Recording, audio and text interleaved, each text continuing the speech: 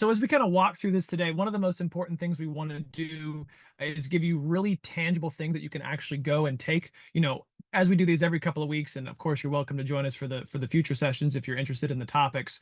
A lot of times it gets into kind of the theory space, whereas this, we wanted something that was really hard and tangible, that we can actually do an activity together and we can work through this process. And then you can go and apply this next week. We have quite a few clients who are in the multi-million-dollar campaign goal range, and every charity can be if they can just focus on those six-figure and up donations. Here is how to pipeline for that. If you don't know where to start, this is kind of a beginner's guide. And also, if you already are in the space of securing these six-figure donations, some key optimizations and tips to make sure that you're going along your way when you don't necessarily know where to start, or if you get stuck, hit a plateau, and that kind of thing.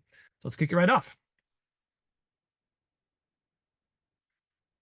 All right, first, just wanted to acknowledge, why is it so important to secure major gifts? You obviously have, probably, if you're any amount of mature or any amount of program history in your for your nonprofit or for your charity, you probably have quite a few different fundraising revenue streams, or at least a handful. You might have events, you probably have grants that you apply for, you probably have mail appeals, you might be doing some online giving stuff, you might have some social media, you might be working on Giving Tuesday, corporate sponsorships. There's all these things that we do.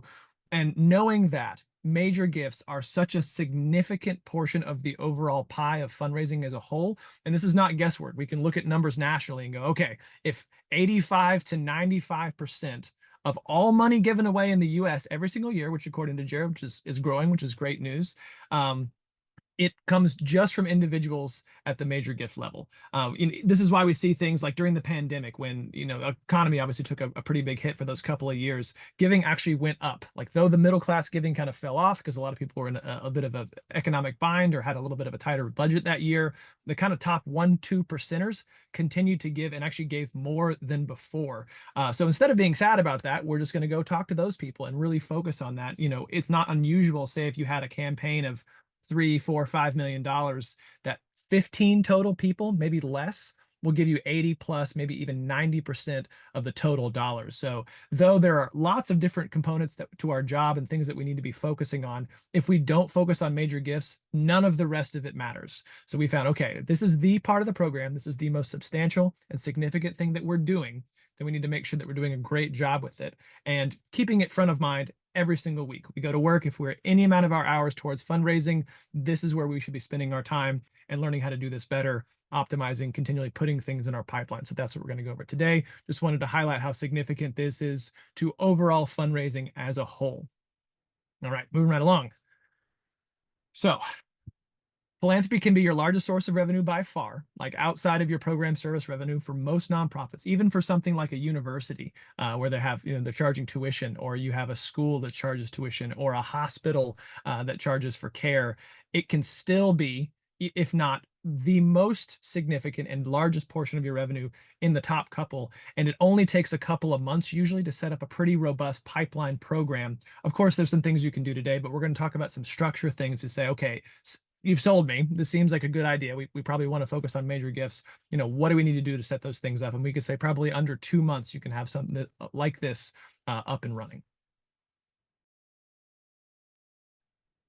We believe, and just from the data that we've seen, even from emerging nonprofits, every single US charity can be bringing in at least $1 million per year in fundraising revenue if you focus just on major gifts. If you focus just on major gifts and you work hard on getting access to these people and kind of walking through some of the techniques and processes that we'll go through today, this should be the absolute floor. Even if you're a very small nonprofit, this is kind of what we know to be true, just based on kind of what we call anecdotal data with our clients, but also just doing the math and saying, okay, we've got 12 months of time to do that. We only need about 1 six-figure gift per month to be able to hit that mark. Can we go and find 10 people in a year? Probably. We can probably do that in a year. We want to talk about how we do that, but just kind of the law of scale, like the amount of time and effort it takes to pipeline for a $1,000 gift or a $5,000 gift, about the same as it takes for a $50,000 or $100,000 gift. The conversation is very similar. The amount of time you spend with that donor, very similar, maybe a little bit more. But in terms of the proportions, the amount of time and the lever that you can pull to be able to scale that up so quickly is why it's so significant to focus on this. We'll want to highlight one of our clients that recently wrapped up a campaign. They had an $8 million expansion project. Um, when doing this, they got to their goal pretty quickly, and the way that they got ahead was really doing a great job of focusing on those big gifts first. So, we identified doing the feasibility study with them. I think they only needed like 3.4 to do the expansion, and just from the folks that we're talking to, saying, hey, you got a lot of people who could give pretty substantially. They're in Gainesville, Georgia, and pretty charitable part of Atlanta, and said, if we can work through and just go and ask these people at these levels, you'd be surprised at how quickly we can get this done. And they said, well, none of these people that you've listed have ever given that level before. We've never gotten to that point. And our question was then, have you ever asked? Have you ever tried these people who give, maybe $1,000, $5,000, $10,000 a year, but a little bit about their wealth capacity and can say, yeah, they probably could give $1 million, but why would they? It's like, well, I mean, why wouldn't they? If we give a compelling enough reason and we talk about the campaign and impact and we package it correctly. But again, the number one reason people don't give or don't give more is that they're not asked. Blackbaud's survey from, I think it was 2 years ago, surveyed a huge group of donors, and 60% of donors would have given more if asked. So we tend to be serial under askers. Say more than half the donors that we approach, especially at the major gifts level, don't give more because we underqualify them. There's no loss. You don't lose any points for aiming a little bit high.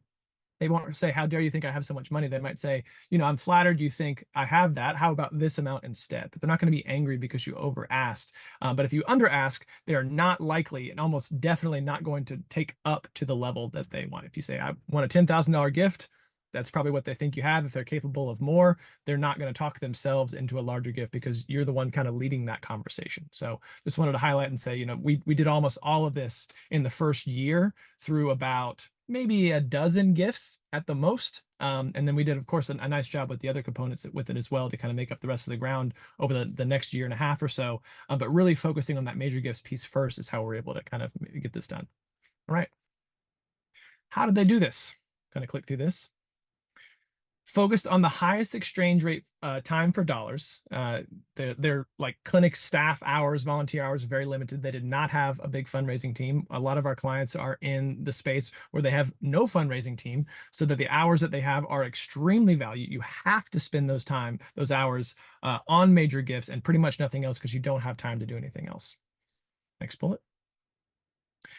Work only on the top revenue generating activities. Now, some of you might be in a situation where you are part of a larger philanthropy department. You're very lucky to have 4 or 5 philanthropy staff, and you can have someone who's not focused on major gifts. You can have an event planner, you can have a corporate partnership person, you can have an employee giving person, and that is true of a lot of charities. That is more the case for kind of the top 1% of charities in the US. There's obviously lots of charities at the very, very small emerging level, but the majority of that pie is maybe one-time full development staff person and maybe less than that. And if that's you in that situation, really focusing on just major gifts, or at least just major gifts first to kind of move that along.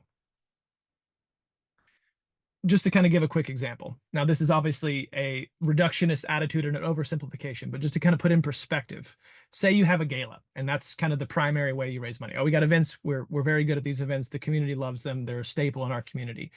We did a very successful gala. It took us 4 months to put it on, hundreds of volunteer hours, plus the staff's entire job, 4 months of work, and we raised about $50,000. Or you could sit down with one person for a 1-hour lunch meeting and ask for $50,000 and say, well, I don't know if they're going to say yes.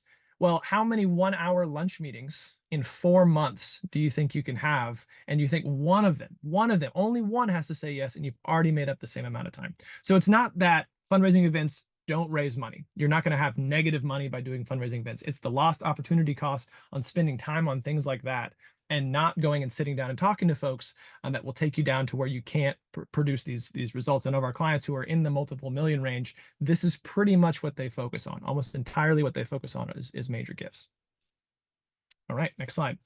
So this isn't a magic or a get rich quick scheme. I know this is probably like, this sounds a little bit too good to be true. Kind of click through this. Setting up a program for major gifts takes both time and intention. Like we said, a couple months is probably what you need runway wise, but you can start with some of your easy ones right away.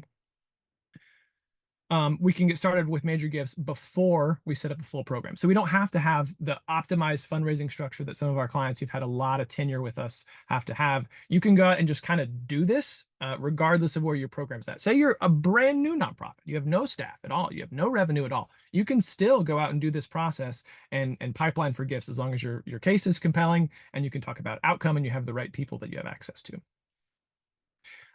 Most nonprofits don't do this. Right? So over half of nonprofits, in fact, according to Blackbaud, have no major giving strategy at all. They know it's important. They have no intention of trying to accomplish this. It's simple, but it's not easy. So hopefully today we're going to try to walk you through some steps that reduce the friction and make it a little bit easier because it is simple, but it's not easy. For most people, and this is a hurdle even with some of the people that we work with, is it's a kind of a fear response. Like, I'm intimidated by asking for money. I'm intimidated talking to someone who has the ability to give $10,000, $50,000. It's scary. You know, this whole thing is scary for most fundraisers. In fact, next slide. So every year or most years, we send out kind of a survey to our clients or a survey to, you know, our larger mailing list and to try to get some data of our own about kind of the behaviors of donors, the behaviors of fundraising, that kind of thing. So what we asked, I think it was last year, was what is the worst part of a fundraiser's job? And what would you believe that everyone said the worst part of the job was? It was, of course, 3/4 said asking for money. 3/4 of our audience said the worst part of their job was asking for money. We're like, did you know what the job was when you signed up for it? Like fundraising? Like, what did you think you were going to do? But apparently, most people who have this job still say, hey, I hate doing it. I don't like going out to lunch. I don't like asking for money. It's scary. It's hard. So people procrastinate on it. It's not because we're bad people, but we're going to kind of naturally fall into the things that are more comfortable for us. And in doing so, we can put on events. We can try to raise money from behind our desk. None of these things work as well as major gifts. But again, this is not something that's our fault. Inherently, it's just kind of human behavior. We don't like rejection. We want to try to be careful. And 3/4 of people, at least from our database, saying this is the worst part of the job. So it's not just you. All right, next slide. This is what people tend to do instead, you know, saying, okay, I don't want to do major gifts, but I do want to make some progress. All of these things can be done from the safety of your desk. So this is why I think a lot of people choose to do this. Okay, first is fundraising events. That's a big one, obviously. Next, we have grants. Also, you can grant write just typing. You don't have to even talk to anybody. You can be very introverted and do a great job with that. Direct mail. You can send people mail. Even if you get a 0.5% back of those direct mail solicitations, you're probably making money. Those are still worthwhile to do at least once a year. We'll let you know when that's no longer the case, but you know, snail mail still works to raise money as a single tool, maybe once a year if you have the budget to do it. Next, we have social media. There's not zero money available here. We've had a couple of successful crowdfunding campaigns that have been $50,000 or more that we've run, and it's a lot of work. Like, though we get to that number, there was a tremendous amount of setup and talking to people and getting the campaign out and working with influencers. It's a lot of friction. It's very difficult to do that. Next, we have crowdfunding. As I mentioned, this is an easy thing where you can get kind of peer-to-peer and let people give on GoFundMe and that kind of thing. Again, works fine, kind of finite and definitely difficult to do. Other things, telling your board to give or get. Say, I just can't get my board involved. I think my main problem with why we're not raising money is A, my board's not giving and they're not asking anyone else to give. It's like, well, if you haven't given them any training or direction or anything like that, we can't expect them to be good at the fundraising process without, you know, going and doing that. But if we kind of put that on our board and say, well, it's their job, it's their fault that we're not doing that, again, that kind of shields us from having to go and participate. And maybe your board is not willing to go out and make asks, but hopefully they can make some connections for you, or at least set you up so that you can go talk to folks. But telling them to go give or get $5,000, $10,000, not an effective strategy. And then finally, anything else to actually avoid fundraising. So there's just busy work, meetings, and we find that we can fill up our time and feel busy, but it doesn't matter if we're not taking the time to pipeline for major gifts. All right. Even though I've tried to sell you on this for like almost 15 minutes now, most of you will still not do this. Like, we're going to tell you how to do this, and most of you are still not going to attempt this because it's scary to put yourself out there and ask. So this is one of the most important things that I try to keep in mind when I have a little bit of anxiety about asking. Whatever your mission is, whatever that is, the people that you serve don't get to go out and ask for help. They would love to go ask for help. The people that you serve would love to ask for help. They would love to ask for gifts because they're the ones who need it, but they don't get to ask, but you do. And we really hope that you can put on a brave face for them because you have to be their voice. So I don't know if that motivates you or not. It certainly motivates me. And with that, we're going to move on to our secret formula for fundraising for major gifts. Here it is. Step 1, make a list of prospects. We're going to go through this together, so don't worry. Step 2, set up meetings in person. Yes, you have to go talk to them. You have to be outside of your desk. You have to leave your home. It's crazy. And finally, step 3, ask for money at the meetings. I know, also a crazy concept. But again, high friction. It's simple. It's not easy. So with that, because I know that's scary, and when you log off this webinar, you're probably not going to do this. We're going to do it together right now to reduce as much friction for you as possible. So here we go. You can feel free to participate on your own or in the chat if you have questions. There's lots of ways to do this, but we want to do this together as an exercise, as an activity, so you have something to take back with you when you log off today. All right. So here's how we want to identify prospects for gifts. And I'll give you a couple minutes to kind of do this. But step 1, here's how we're going to kind of walk through this. First thing you want to do is brain dump a list of people connected to you or your organization who could pledge a large gift. This is nothing to do with if they want to, if they could. You just like, this is my gut. I just happen to know these people, or someone in my organization knows these people. It could be a $10,000 gift, could be 500,000. Try to get to 25 names. You're going to go to as fast as possible. If you can't get to 25, get to as many as you can. Click through. I'm going to put 120 seconds on the clock and see if you can get 25 names. So we're going to count it down. I'll figure out a way to stall for these 2 minutes, but I'm going to give you 2 minutes to either type this into an Excel document, write it down, type it in your phone, however you want to do it. And when we at the end of 120 seconds, we'll move on to the next step. But this is as little friction as you're going to get. You're here, you're on the webinar, you've got nothing else to do. Sit here and make your list of 25 names. Clock is still ticking. If you're saying, I don't necessarily know where to even pull from, what kind of a bank do I have to pull these names from? I would start with your board. Anyone on your board who could do that if they were so inclined. If you have existing donors who are already doing that, they can go on this list. If you have former board, people who have rotated off or used to chair your board, or you have connections to them that way.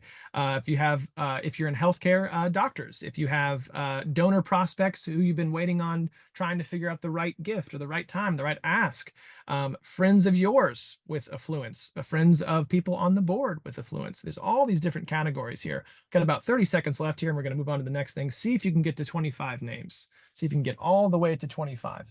And obviously, setting up structure for a program, there's a lot more depth to this. But if you want to launch out and say, what if I had to raise $100,000 by August 1st, what should I be doing?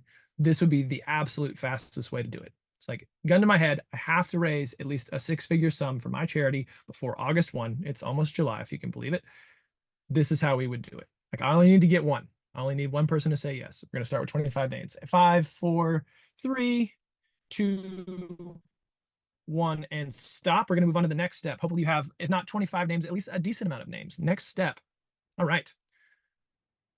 What you want to do is just circle your top 10. If you're in Excel, you can highlight. If you're on your phone, you can bold, however you want to do it. But out of those 25 names, or out of however many you got, if you got to 10, you're done here. But just kind of circle your top 10 based on your gut. You're like, as I went through these lists, if I had to pick ones that were just my best 10, these are the ones that they would be. We're going to circle all those. I'll give you 15, 20 seconds to do this.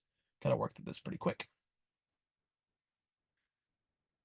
Again, these are people who are connected, people who you can get to easily, people who might want to give. It's kind of your easiest yeses first, the ones that you feel like you have the best shot at getting some kind of gift from someone. Top 10. We'll give you about 5 more seconds here. Only need about 10. If you haven't gotten to 10 total, maybe take another minute and write down a couple more names to see if you can get to 10. All right, time's up. We're going to move on to the next step. The next thing we're going to do is out next to those names, we're going to have a column that's called inclination, how inclined they are to give. Now, we're not going to rate it on any other scale, just how likely we think this person would give. A 10 is there's a 100% chance if I asked for a gift, they would give something. I don't know about the amount, but if I went and sat down with them for money, they would give something. A 1 is super long shot. No way. Do they don't know us. They're not likely to give. They might have some wealth, but they're not likely to do anything. And then a 5, of course, is kind of right down the middle. So take a second, rate all those names, those top 10 that you circled, on 1 to 10 on inclination, how likely they are to give something. Give you just a minute to do that.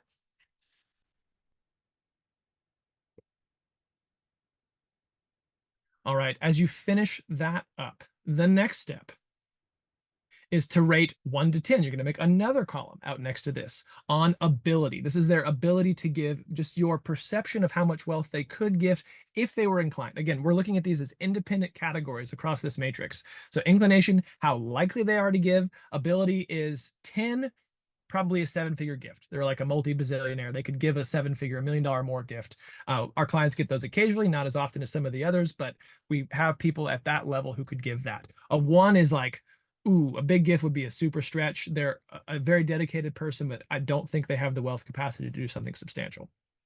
And then 5, of course, kind of right down the middle. 1 to 10 on ability, 1 to 10 on inclination in 2 different columns next to your kind of top 10 here. All right, as you do that, final category, access. This is the third and final variable that we're going to rate them on. Now, access is how quickly you can set up a meeting. A 10 would be like, I know them.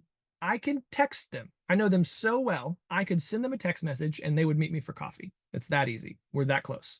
A 1 is not only do I not know them, but I don't know somebody who knows them. I'm very far removed from this person. And a 5 is somewhere in the middle, of course, like maybe a board member knows them, or you used to know them, or you're Facebook friends, but you've never met, but rate them 1 to 10 on access. Again, all your top 10, rating 1 to 10 on inclination, ability, and access in 3 separate columns. When you're finished with that, we're going to do a little bit of math here. We're going to add up your top 10. So in theory, if you've followed all the steps along 1 to 1, your top 10 names that you've written down should all have scores out of 30.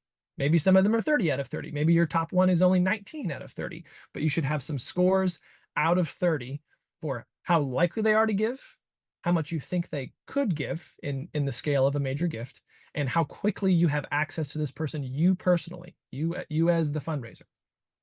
When you've added up your top 10 scores, we'll go to the next step here. We're just going to rank our top 5.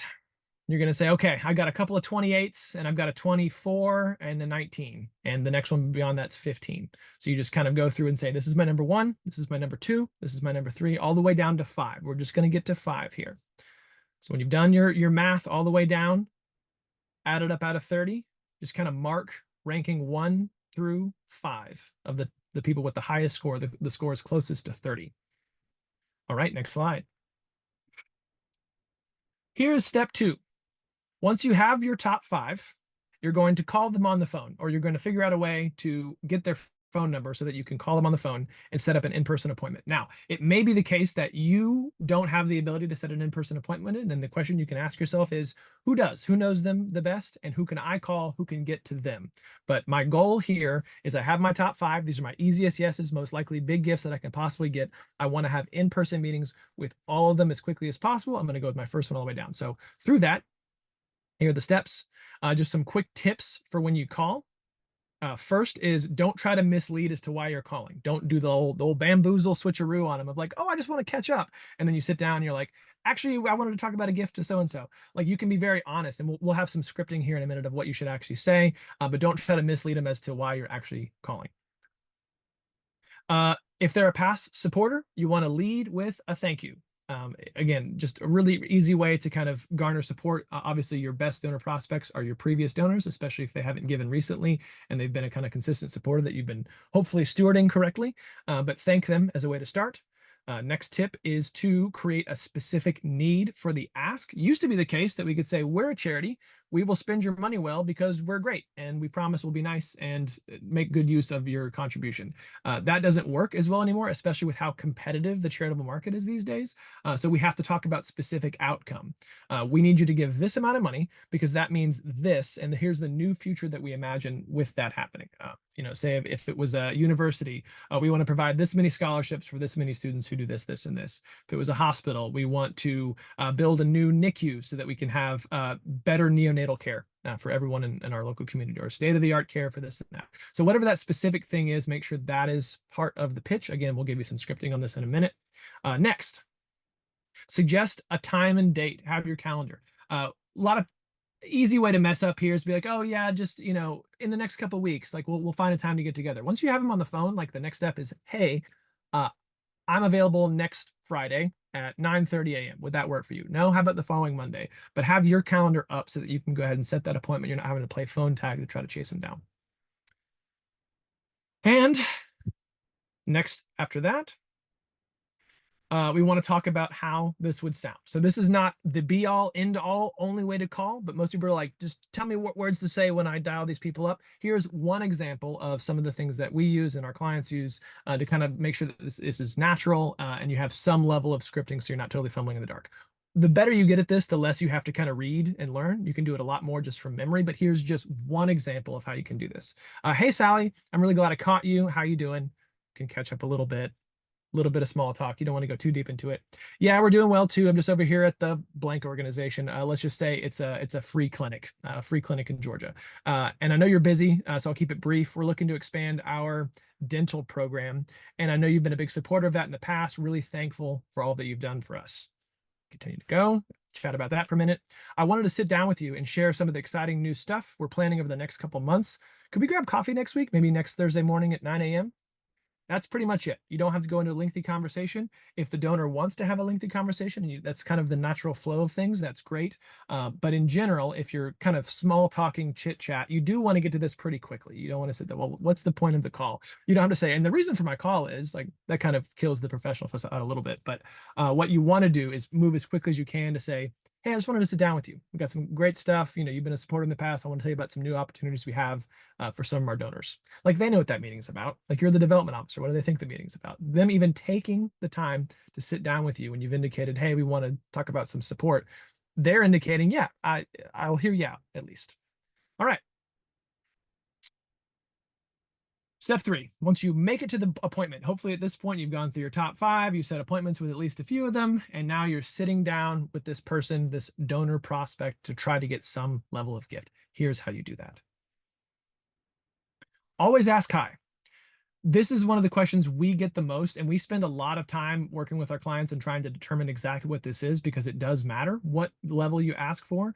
There are wealth screening engines. Those are kind of accurate, sometimes not so accurate. You can get information from their peers as to what you think their capacity may be. You can look at their giving history with your organization and other organizations. You can see, oh, they happen to have sold their business this year, so they have a tax problem. There's all these factors that go into it, and there's kind of a formula we use to kind of figure out what that number is. But there's still some level of guesswork, and we're always going to just try to aim up a little bit. So if we're like, I think they could probably do a $25,000 gift if they had 3 years to pledge that out. 99.6% of pledges are paid in this country, so definitely a safe bet to get a pledge from a donor. But they might be able to do 50. I'm just not sure. We're just going to go ahead and ask for 50. If 50 is too high and they can't do 50,000 over 3 years, they'll certainly tell you. And then at that point, you can kind of talk them down to 25. But if you have any shot at a higher gift, better to go ahead and put the number on the table. So always ask high. Next, present as an offer instead of a request. Hey, we have this wonderful naming opportunity. Hey, we can partner. We'll talk about some of the language we use with that in a minute. But as much as you can present it as an offer, something for them, instead of asking something for you, it helps. I'll show you how to language that in a minute. Next is to be a fantastic listener. In an ideal ask, it's at least 50-50. And this is something that I definitely messed up when I was first starting out is to go in there and be so excited about your pitch and want to talk about all about the project, and you're talking 90% of the time and the donor's talking maybe 10%. The more that you can make it kind of a back and forth conversation and listen about what they're passionate about, what kind of legacy they want to leave, why they decided to support your organization in the first place, what is their charitable intent for the year, all these things that you can figure out just by asking. Hopefully that's part of the conversation, is this kind of give and take. Really, really important to be a great listener and not just let them speak for half the time, but really take into account what they're saying and kind of weave that into your ask. The next is to be specific about the amount. If you take nothing else away from how you approach the ask, this is a really easy one to hide behind, because you're like, I'm not really sure what to ask for. So you just kind of ask them what they want to ask for. If you're at the point where you're going to go ask for the gift, and this is not just a cultivation call to get information, if it's not an information gathering meeting, like I intend to make an ask at this lunch or at this office meeting or whatever, we want to be very specific about the amount. We want to name the number. And if that number is too high, they can adjust it, or they can adjust the time frame that they have to pay it. But we want to be the ones as the fundraisers to suggest the specific amount if we can, in almost every case. Does not help you to just arbitrarily say, oh, whatever the heart wants. The heart might want $25. That's not going to be very helpful to getting into a multi-million-dollar project. All right. Have a customized naming opportunity attached to the ask if possible. Usually at the $50,000 level and up, it's customary to have some kind of a something named. If you see like the Jake Lyons Library, Jake gave probably a lot of money to name that library. We don't have to name next like the external of buildings. There can be wings or rooms or the nurse's station if it's a hospital. There's lots of different options for this. We can even name programs and funds these days. Those are pretty popular right now. So try to have something. The donor may not care about that, but it's good to have just in case that's something that they do want to demonstrate giving is important, or however they want to do it. Offer a multi-year pledge if you can. One thing, if you're not sure, is you can just say the amount first. And if they were like, whoa, that's way too high, you can say, oh, I meant that like over several years. So you can use that trick if you're not sure. Or if you're more confident in the amount, you can include the pledge language in the actual ask itself. You know, most of our donors want to pledge or choose to pledge that over a couple of years. We'd love to have you consider that same thing. Or this is a $50,000 gift that you can pay at any time over the next 3 years towards our campaign.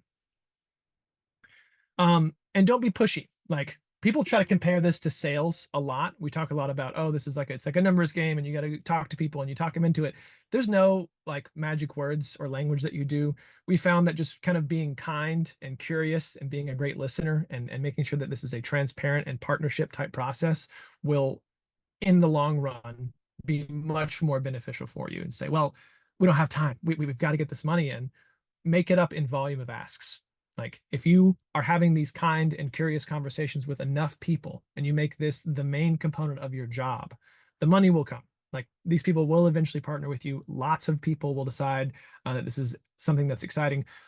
If nothing else, because most charities don't do this. And if you are great at this and do a wonderful job, you're putting yourself ahead of every other charity in town who's doing this improperly, and kind of setting yourself apart as, hey, we want to be a partner with you. We want to know you. I want to know who you are. I want to care about you as a person. And again, most charities don't do this. So you can put yourself in the top 1 percentile kind of right away just by doing any amount of this correctly. All right. And last thing is to expect a no. Be prepared to handle a variety of responses. It's not a huge failure if you get a no right off the bat, or hey, not right now, or this is not good timing for me. Just know the different ways they can say no. That's actually a different workshop that we do, all the different ways people say no and how to respond back to those. But just have a couple of prepared responses if they're like, I'm already paying on a pledge, or I don't know enough about the organization, or there's lots of things people, but no one will just say no and then silence. It's always no and then they'll qualify it. So you can kind of help work through that no or whatever version that it is and kind of go from there. But just be ready for that and know that it's the conversation's not done and the whole thing's not dead when they're going, I don't know, that's something that we don't necessarily want to do right now. We're just going to keep it going, keep the relationship moving, and eventually you can maybe get some kind of a gift later down the road. All right. Here's a sample ask. Again, there are no magic words in fundraising, but people always ask, what's one example of something you could say? Here is one example of what a proper way to do this. If you want to steal this, you can. If you want to make it your own, you can, but it would be something in this space. There's elements in here that work really well. Sally right now we'll go back to the dental program, is open 2 days per week, and we see maybe 50 patients per month, but we're only covering 20% of the need in the community. We need to raise 1.5 million more for more operatories and staff to be open 5 days per week and serve over half the population. Now, we're going to go to the community, of course, for campaign gifts with recognition, naming opportunities. But before we do that, wanted to come to you first because we'd love for you to consider naming our lobby for a pledge of $500,000 to get us started. Is that something you'd be interested in doing? So again, framing this as much as we can like an offer and not a request. Like I'm asking for $500,000, but I'm trying to frame it in a way of like, hey, we're going to go to the community at large and name all of these spaces as part of our campaign. We got programs as well. It's not even just physical spaces anymore. But as we're getting started here, because you've been such a generous supporter of this program in the past, do you want to put your family's name on it before we do that? So that again, not the be all end all, not the only way to do this, but just a really wonderful option if you are just starting out and don't know exactly what to say in that ad. So just one great example. Okay. Here's a couple ways as we kind of get toward the closing part of this and into some questions to make this process easier. First, get in campaign mode. I know this is hard, but nonprofits are going to raise anywhere from 6 to 10 times the amount in campaign mode than not in one. It gives you a deadline. It gives you a specific thing you're trying to accomplish. It gives you increased visibility. Way to frame this is like, we're always sad when we hear that another nonprofit in town is doing a capital campaign. Why are we sad about that? It's like, because they're going to be taking a lot of the money from the community. We can do that too. We can be that campaign that everyone's annoyed is happening because we're going to be out in the community. We're going to be in the community space more by being in campaign mode. So pick a thing, be in it. Our clients who have been really successful with us for a long time, we roll them one campaign into the next. Some of them have done like 9 campaigns with us because it's just more profitable for a nonprofit to be in campaign mode. Universities are a great example of this also. They're constantly in campaign mode.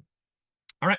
Next is to get specific about your needs and outcomes. Not we're raising money for this general service line, but specifically, here is a need that we've identified for the population that we serve. And we're going to spend this amount of money because if we do that, we get this. And that's how you build your case for support. Be very, very specific and clear. I always say clarity over detail when it comes to these sort of things, needs and outcomes. Next, conduct a feasibility study or a major gift assessment. If you say, I still don't feel like I have enough prospects, like that's where I'm getting hung up, you can have an outside firm come in and identify a whole bunch of names for you and then work through that list through a feasibility process, which also is the prerequisite to most campaigns for many nonprofits, as we know. Next, we want to try to engage our board or go ask them for money first. Like if there's anyone you have access to right away, it's certainly your board, I would hope at least. And they may not be willing to go ask for money, but you're like, man, I just don't have any prospects. I don't know anyone at that level.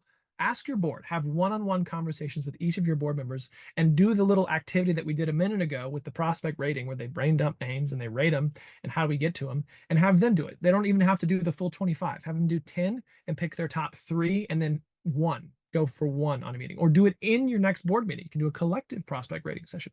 Lots of options. They're there to serve because they care about your mission. Give them an opportunity to serve without having to go and find the gifts themselves. Start with your easiest yeses first. So we know like, oh, we know that Jake's good for a gift. We'll go to him last to kind of wrap it up. It's like, no, if Jake's good for a gift and you know you can get a gift, go to Jake right now. Like that's the easiest. Even if they're not the largest gifts, like if you got some easy wins that you can get in the door, that's just revenue that you're not sitting on. Like quickly go and get that. Whoever your absolute easiest and most assured yeses for whatever campaign, definitely want to go for those first, even if they're not your absolute largest. Hopefully both of those things, get toward the top of the priority list, but you should have maybe 5 to 10 people you can go out right away and make an ask, and definitely want to put those top of the list. All right. If you feel like you're ready to kind of launch this right away, and we can certainly talk to you to see if we're a fit for you, you can book some time with us. We'll throw that link in the chat as well, so you can click through that and book a 30-minute time. Just wanted to put that up there before we go into questions. I'd love to have some discussion and see what questions y'all have. But if you're at a space you're like, yes, this sounds great, but I just think I need a little more help, we can sit down with you for 30 minutes and see if you're a viable candidate to be a client of ours and see if we can even help you. If not, we can definitely point you towards other resources or free resources, but you can either scan that QR code on the screen with your phone, or you can go to the link that's in the chat.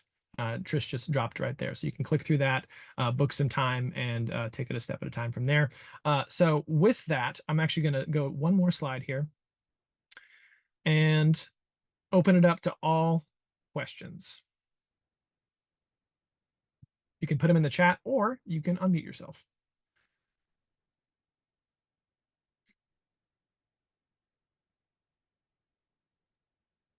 Hi, Jared. Can you all hear me?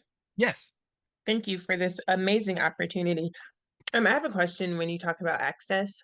sure. So, my name is Mercy. I'm Atlanta-based, Food Yes. Security for America, and thinking about my network, a lot of my relationships, having gone to school, moved hither and yon, are Facebook connections. But Mm. I'm like, oh, that classmate, they definitely like have the ability, but access. So is it like I feel like you shouldn't be asking for $50,000 MLM style on Messenger.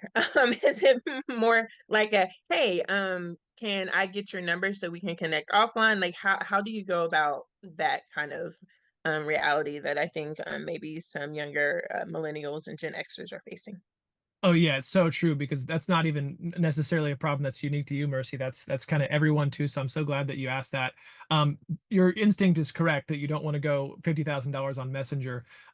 If it's the case where they're not at all connected to your organization and you haven't talked to them since school, it might be good to try to catch up organically first, or to be very transparent about your message and say, hey, I obviously, or I just got a new gig to work for Food Security of America. Here's the kind of stuff that we're trying to do. Can I chat with you for a few minutes about what we're doing? We're trying to find people to help out in the following ways. I don't know if necessarily this is even something you'd be interested in, but I'd love to get on the phone with you for 5 or 10 minutes and just kind of talk through what we're doing. And if they're even the least bit interested or in you, much less the program, they'll say, yeah, sure, we can catch up for a few minutes. And then you can ask for an in-person meeting if it goes well and you can kind of share the stuff. So in the case that they're kind of that separated, that they might, out of the 30, they might score like a 14 in that case, or a 17. That may not be high enough yet to go out and take a shot at a big gift, but to go ahead and start getting those conversations and appointments set up, saying, I'm going to focus on great inputs. I'm going to make sure that at least two people per week I'm meeting with to either cultivate and move along towards a big gift or asking for a big gift. Like, I don't know if people are going to say yes. I actually can't control that, but I'm going to commit to myself that I'm going to make enough Facebook messages and phone calls that I'm going to have two in-person meetings per week for as long as I'm the director here. And if you do that, like, eventually a lot of them end up getting converted. So it's just a matter of, if I'm too far removed from the final steps, just start taking whatever steps you can and be really disciplined about those inputs, and then the outputs will come. So that's a great question. Another question from Lisa is, any tips on volunteers who procrastinate? So everybody is going to take the time that they have to do the task. Like, I think it's Parkinson's law that, like, the task will fill the time that is allotted to do it.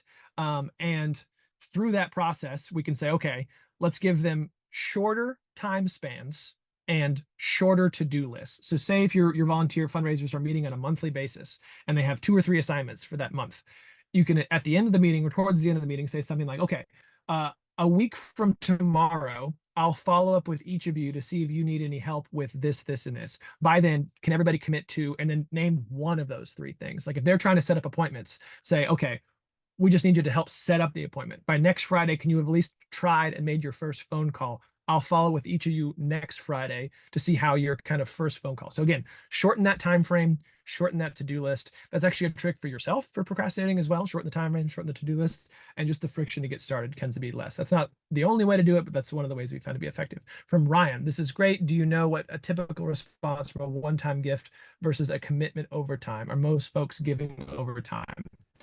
That's kind of a sliding scale, Ryan. So what we see almost always, the smaller the gift, the more likely it is to be a one-time gift. And the larger the gift, the more likely it is to be pledged out over a number of years. So we find that like $1,000 and under gifts, almost always singular one-off gifts. It's atypical for those to be pledged out.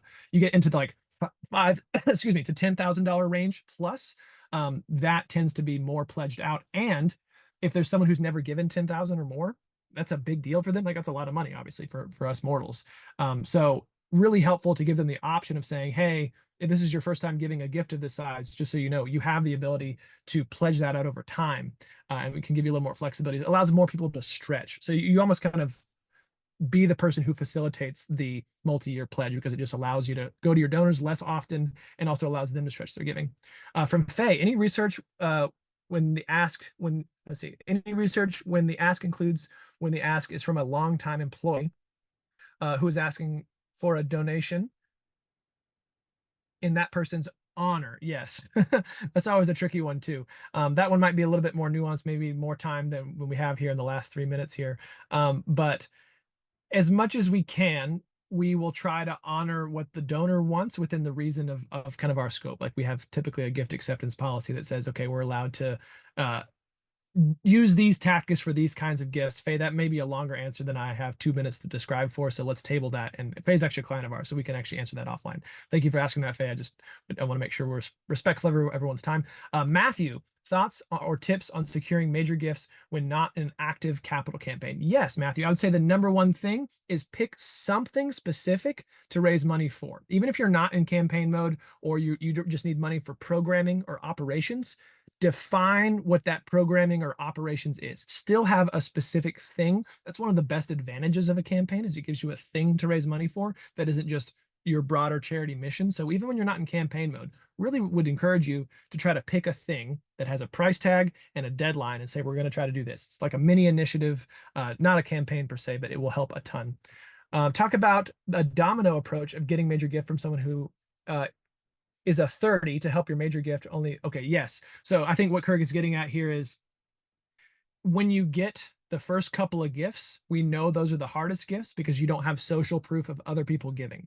Every time someone commits to a major gift or any kind of gift, we can put them on our donor list and use that as a way to share around the community. The more it snowballs, the more people see, oh, I've got friends and colleagues and people that I know on that list that we can certainly go to and approach for a gift.